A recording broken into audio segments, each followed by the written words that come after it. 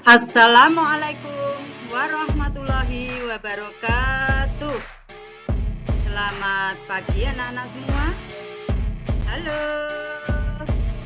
Bertemu kembali dengan Ibu Sri Darwati. Belajar mata pelajaran IPA terapan. Masih semangat belajar ya? Oke, yuk. Kita belajar bersama-sama.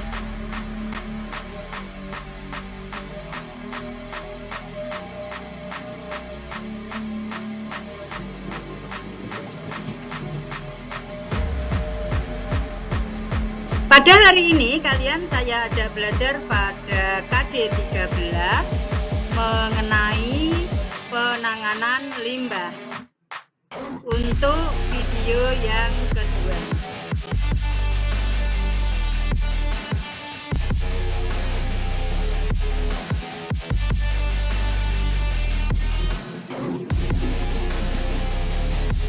Pada video yang kedua ini khusus membahas tentang pengelolaan limbah.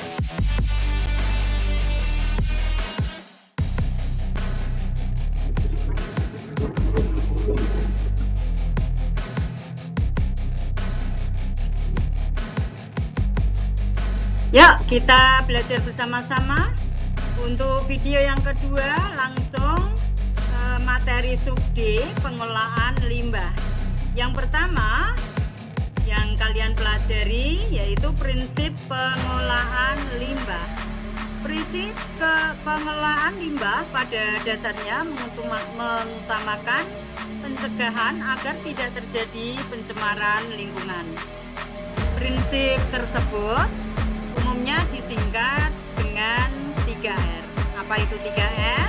Yaitu reduce, reuse, dan recycle.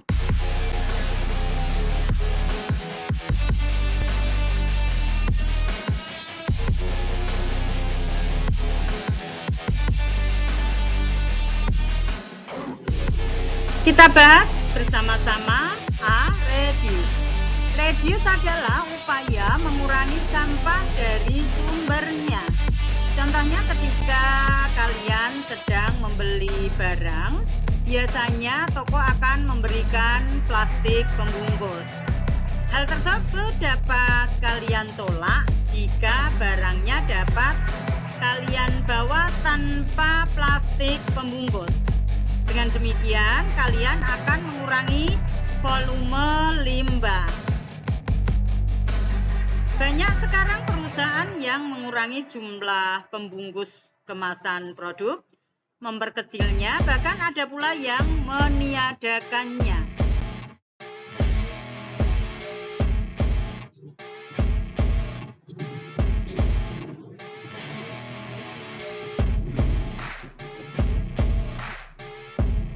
B. Reuse. Reuse adalah upaya menggunakan kembali suatu benda atau bahan pada suatu produk umumnya masih bagus dan dapat digunakan kembali. Contohnya botol minyak goreng, botol parfum, dan sabun cair. Sehingga kalian hanya perlu membeli refillnya saja atau produk isi ulang.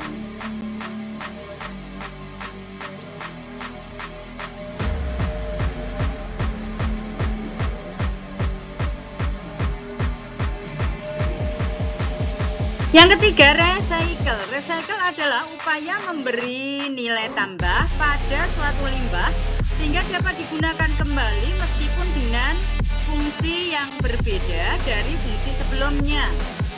Contoh, bungkus minuman kemasan yang dapat dimanfaatkan untuk membuat tas. Botol-botol bekas yang dapat dipotong-potong menjadi tirai. Dan masih banyak lagi contoh yang bisa kalian praktekkan atau diterapkan di rumah.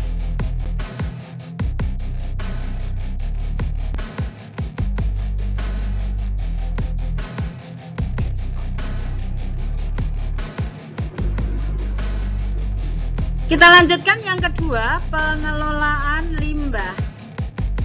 Pengelolaan Pengolahan limbah yang kalian pelajari nanti ada 3 hal. Di antaranya A. Pengelolaan limbah cair, B. Pengelolaan limbah padat, C. Pengelolaan limbah gas.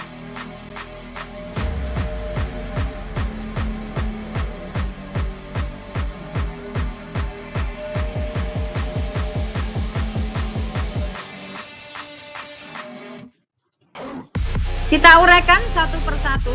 A. Pengelolaan limbah cair. Proses pengelolaan limbah cair meliputi ada 3 hal: pengolahan primer, pengolahan sekunder, dan pengolahan tersier yang dilakukan secara sistematis. Kemudian dilanjutkan dengan proses desinfektan. Mekanisme proses ini dapat dilakukan menggunakan bak penampungan pengolahan limbah cair.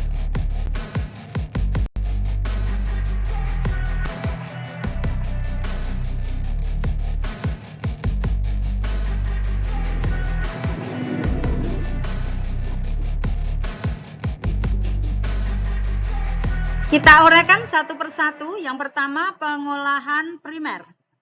Tahap pengolahan primer limbah cair merupakan proses pengolahan secara fisika, meliputi ada penyaringan, kemudian pengendapan, dan pengapungan. Limbah cair dilewatkan pada saringan agar terpisah partikel besar yang tersuspensi dalam limbah. Setelah itu, laju limbah cair diperlambat agar terjadi proses pengendapan partikel tersuspensi yang lolos dari penyaringan.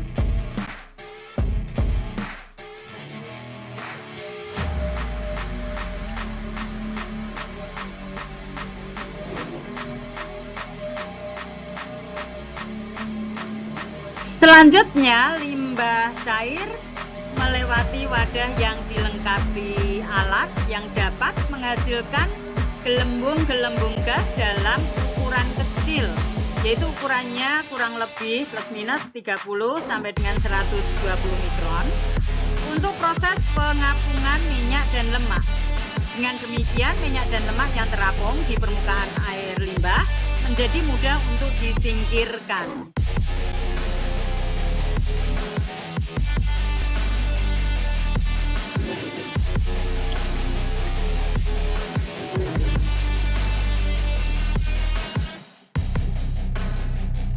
Jika limbah cair hanya mengandung polutan yang dapat disingkirkan melalui proses pengolahan primer, limbah tersebut dapat langsung dibuang ke lingkungan atau perairan.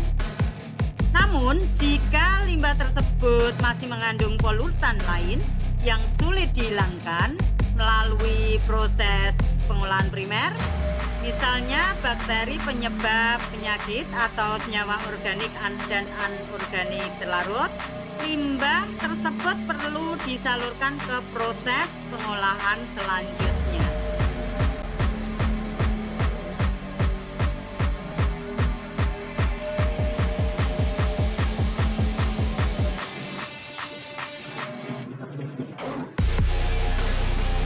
Kita lanjutkan proses pengolahan sekunder yang kedua.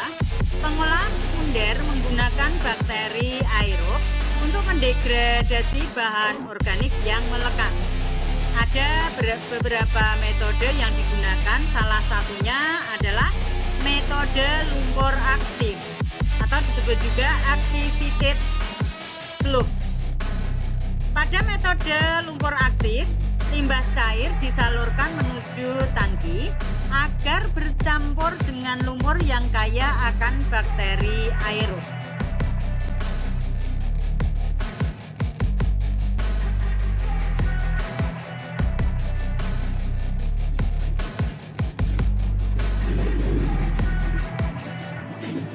Proses degradasi berlangsung selama beberapa jam untuk mempercepat proses degradasi. Selain itu, di dalam tangki diberi aerasi dengan dialiri gas oksigen, lambangnya gas oksigen O2 ya. Selanjutnya Cara selanjutnya, limbah diendapkan di tangki pengendapan. Sementara itu, lumpur yang mengandung bakteri disalurkan kembali ke tangki aerasi.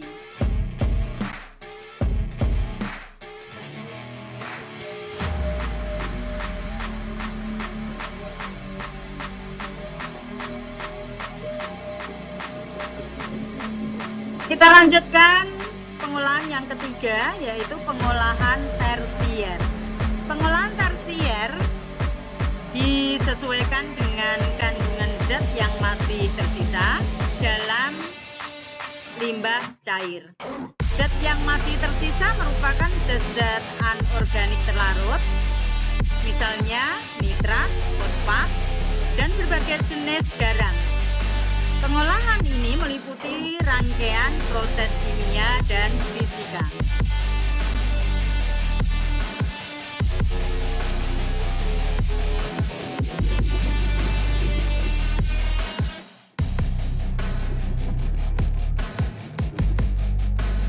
Contoh metode pengolahan tersier yang dapat digunakan adalah metode saringan pasir, saringan multimedia, propol filter, microstaining, kemudian vakum filter, penyerapan dengan karbon aktif, pengurangan besi dan mangan, dan osmosis bolak-balik.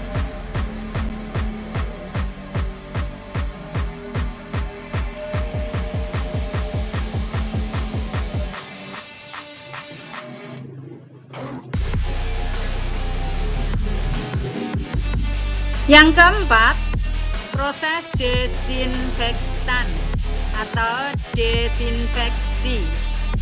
Proses desinfeksi atau pembunuhan mikroorganisme bertujuan untuk membunuh atau mengurangi mikroorganisme patogen yang ada dalam lingkungan atau limbah cair.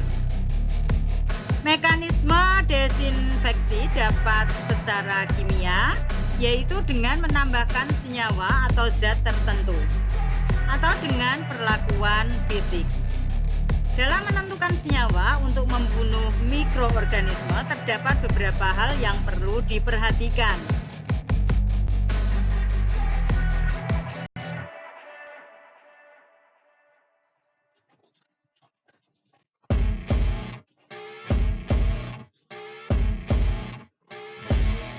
Hal tersebut antara lain daya racun zat terbatas pada sasaran limbah, tidak boleh bersifat toksin terhadap manusia dan hewan, kemudian waktu kontak yang diperlukan dan biaya murah. Teknik desinfeksi pada limbah cair yang sudah banyak dilakukan adalah dengan penambahan klorin atau proses klorinasi. Kemudian proses penyiraran dengan sinar ultraviolet atau dengan ozonisasi menggunakan ozon, simbolnya O3.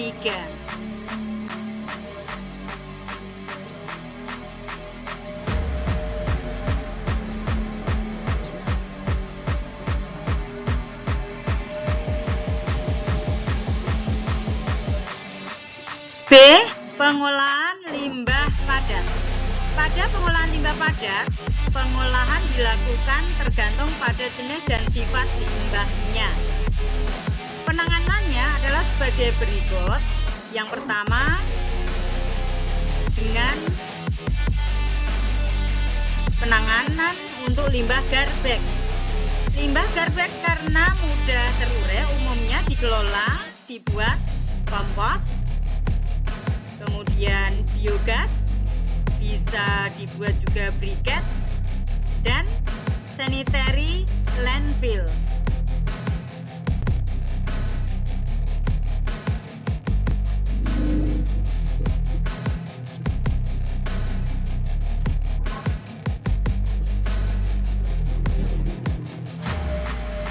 Apa maksudnya sanitary landfill?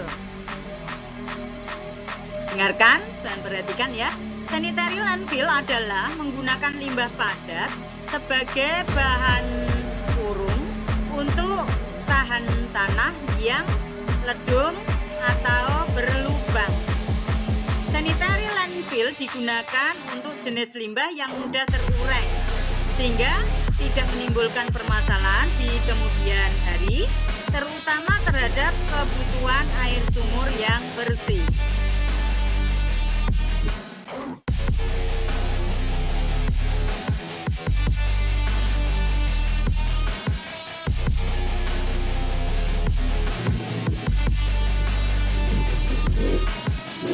Yang kedua, refuse.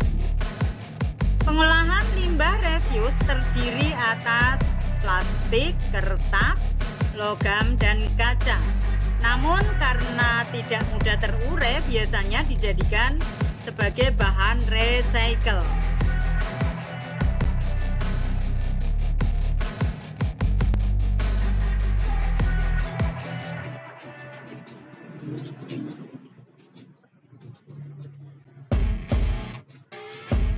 Yang ketiga, as.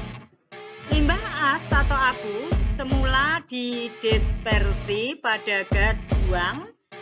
Penanganannya ya dengan pemberian filter pada cerobong asap menggunakan alat kotrel sehingga konsentrasi abu berkurang pada cerobong asap, misalnya diterapkan pada kendaraan bermotor.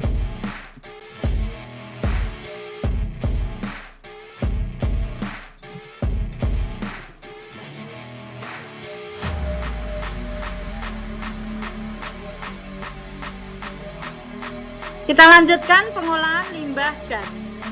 Pengolahan limbah gas lebih ditekankan pada upaya mencegah polutan gas mencemari lingkungan.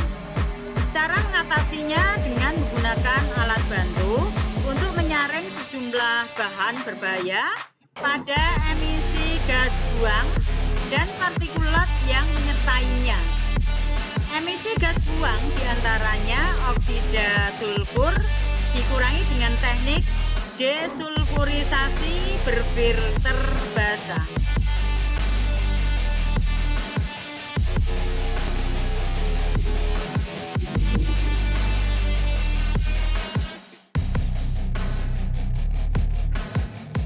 Nitrogen oksida diturunkan dengan cara menurunkan suhu pembakaran sehingga nitrogen tidak terbakar.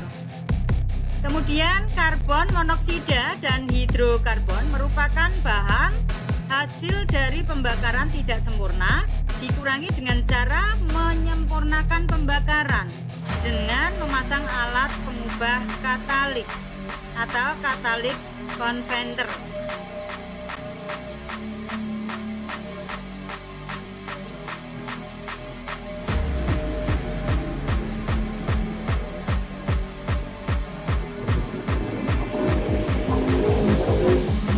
Di samping itu, untuk mengatasi partikulat yang tersaring, dilakukan dengan pemasangan filter udara dan alat pengendap untuk menyaring dan mengendapkan partikulat berukuran aerosol padat. Alat-alat tersebut jenisnya bermacam-macam, tergantung jenis limbah yang dihasilkan dalam proses industri.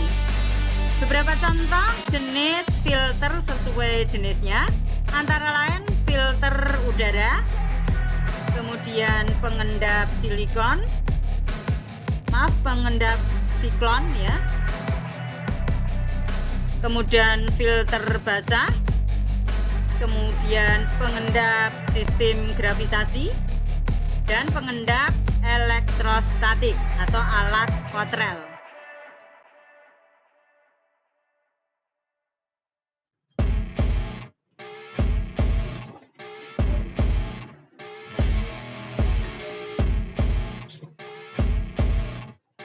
Alat pengendap elektrostatik ya, mampu mengendapkan partikulat dalam jumlah besar dan cepat dibanding alat lainnya dengan hasil yang bersih. pengendap elektrostatik menggunakan arus listrik searah atau DC dengan tegangan 25 sampai 100 kV.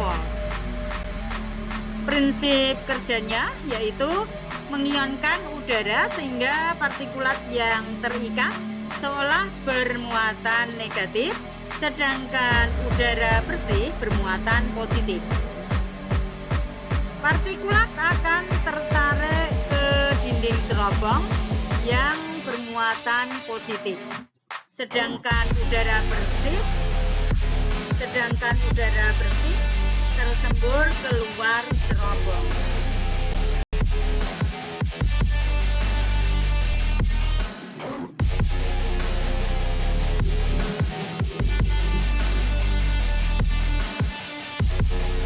Kita lanjutkan D, pengolahan limbah B3.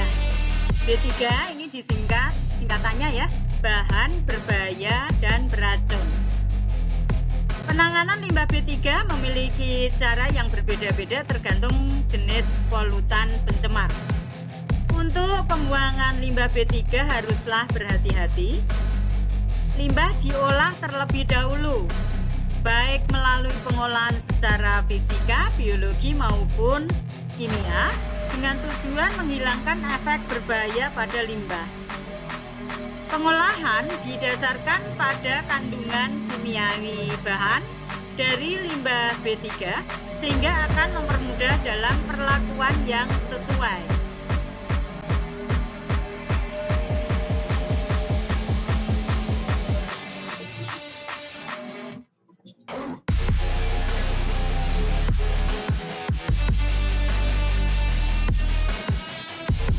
Yang ketiga, hasil pengelolaan limbah. Masalah lingkungan adalah masalah sosial dan merupakan tanggung jawab bersama. Pengolahan lingkungan yang baik memiliki sistem yang terukur dan tersosialisasi secara tepat sehingga dapat dilakukan secara bersama-sama. Swakelola limbah terpadu merupakan sistem pengelolaan lingkungan yang mengharuskan partisipasi aktif dari masyarakat. Sistem ini dapat diterapkan baik di perkampungan, pasar, maupun di perkantoran dan sekolah.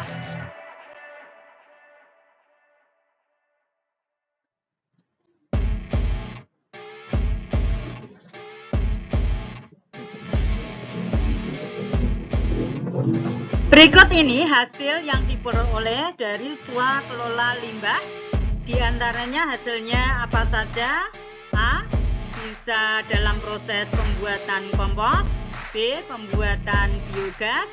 C. Pembuatan briket arang. D. Kertas daur ulang. C. Kerajinan kaca. F. Kerajinan logam. Dan G. Daur ulang plastik.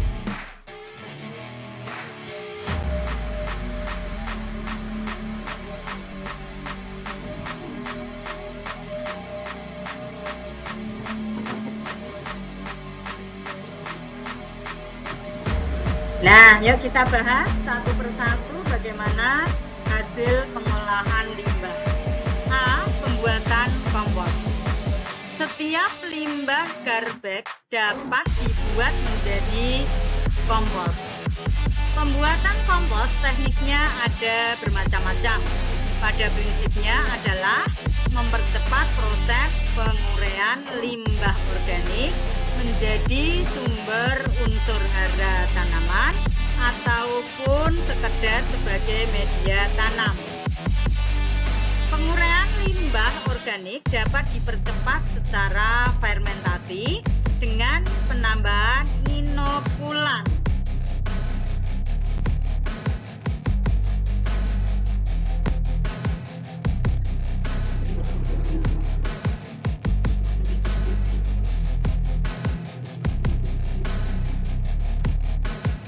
Kemudian B. Biogas. Biogas dapat dibuat dari limbah tahu, limbah tempe, kotoran ternak, dan kotoran manusia. Penguraian limbah tersebut berlangsung secara anaerob dalam di gester tertutup. Penguraian limbah tersebut akan menghasilkan gas berupa gas metana.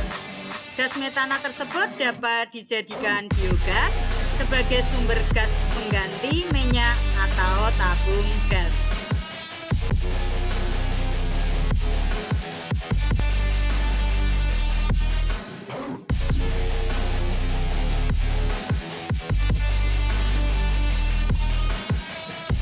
C. Briket arang. Kebutuhan akan sumber energi terbarukan salah satunya dapat terjawab dengan adanya briket arang. Briket arang mengandalkan energi potensial biomasa yang dapat diperoleh dari limbah dahan pohon, mebel kayu, dan tempurung kelapa. Prinsip pembuatan briket arang adalah mengubah limbah menjadi arang, kemudian dicetak menjadi briket.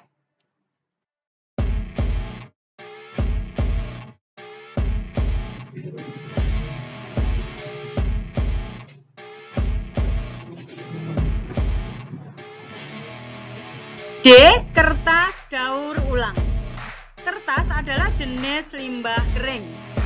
Kertas berbahan baku dari kayu dan termasuk limbah organik, tetapi kurang cepat terurai. Kertas cenderung didaur ulang, diubah menjadi bubur kertas, kemudian dicetak lagi menjadi kertas. Daur ulang kertas sudah banyak dilakukan oleh pabrik. Namun, daur ulang kertas terutama bermotif seni banyak dilakukan pada skala home industry.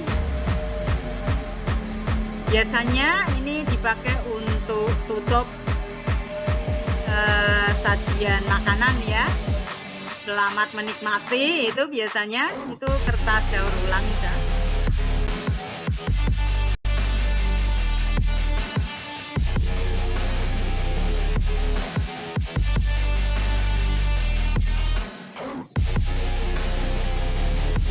Proses daur ulang kertas sangat mudah.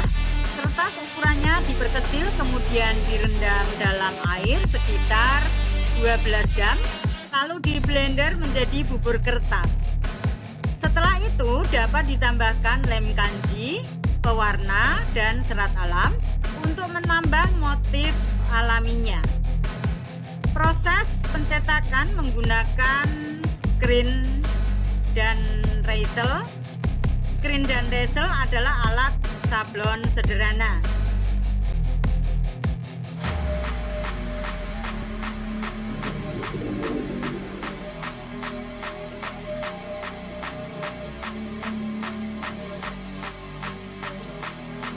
Kerajinan kaca. Kaca perlu didaur ulang lagi oleh pabrik. Namun banyak juga pengrajin yang mendaur ulang kaca dengan teknik tiup. Hasil yang diperoleh yaitu produk kerajinan berupa wadah berongga seperti vas cantik dengan bentuk yang bervariasi.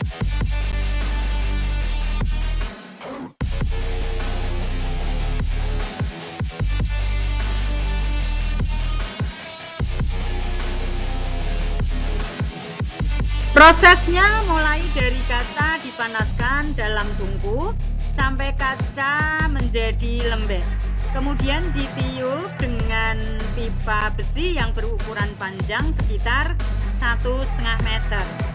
Sebagian lagi pengrajin membuat replika seperti menara Pisa di Italia dengan berbahan serpian kaca. Prosesnya dengan menghaluskan tepi serpian kaca, lalu serpian kaca yang sudah tidak tajam disusun berbentuk replika bangunan yang diinginkan.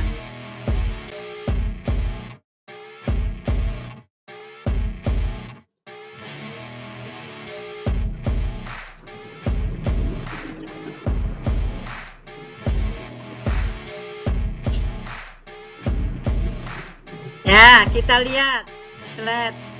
Ini gambar daur ulang kaca.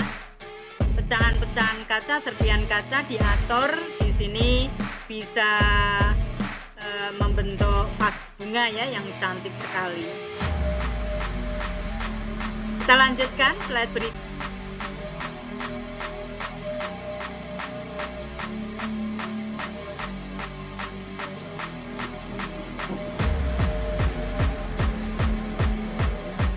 F. Kerajinan logam. Logam yang sering dijumpai untuk kerajinan adalah jenis besi, monel tembaga, dan seng. Kerajinan berbahan limbah logam dibuat aksesoris perhiasan dan mainan anak-anak. Proses pembuatan kerajinan bisa langsung dibentuk atau dipanaskan terlebih dahulu, kemudian ditempa sesuai dengan bentuk yang diinginkan.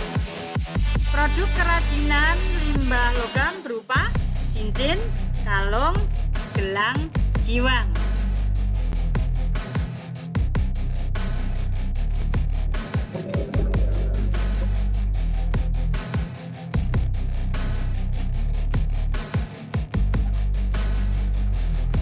Ya, bisa kalian lihat gambar daur ulang logam. Ini logam-logam yang sudah tidak terpakai lagi atau sudah dibuang harusnya ya. Ini dibuat seperti hiasan ya, untuk dipakai untuk biasanya di privat atau di lemari-lemari hiasan ya. Ini dibuat robot-robotan, tambah cantik. Oke, kita lanjutkan slide berikutnya.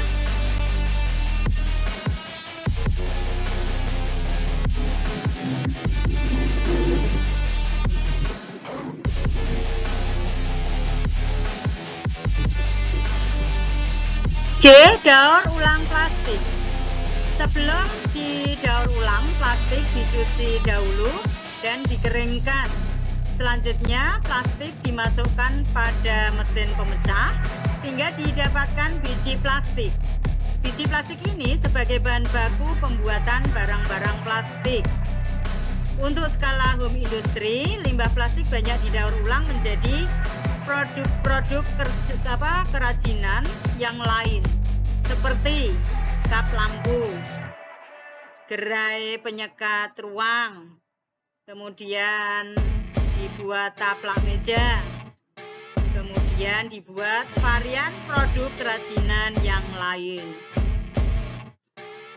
Contohnya kalau Bu Sri lihat di pasar-pasar atau warung kerajinan itu ya, dibuat tas ya. Kita lanjutkan slide berikutnya.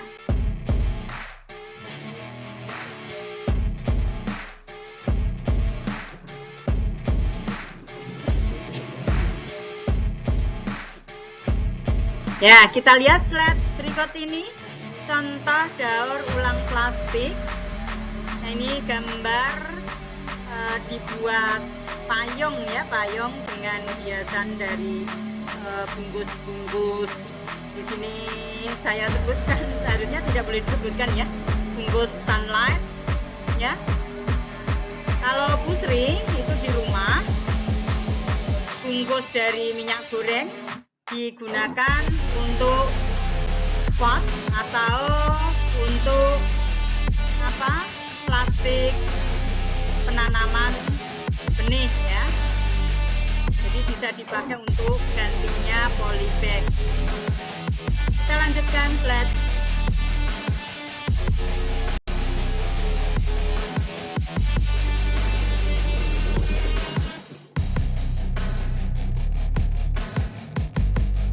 Oke, sampai di sini dulu materi untuk video yang kedua tentang pengelolaan limbah.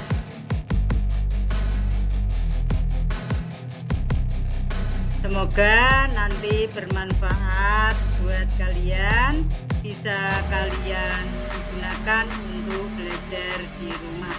Terima kasih, semoga bermanfaat. Assalamualaikum warahmatullahi wabarakatuh.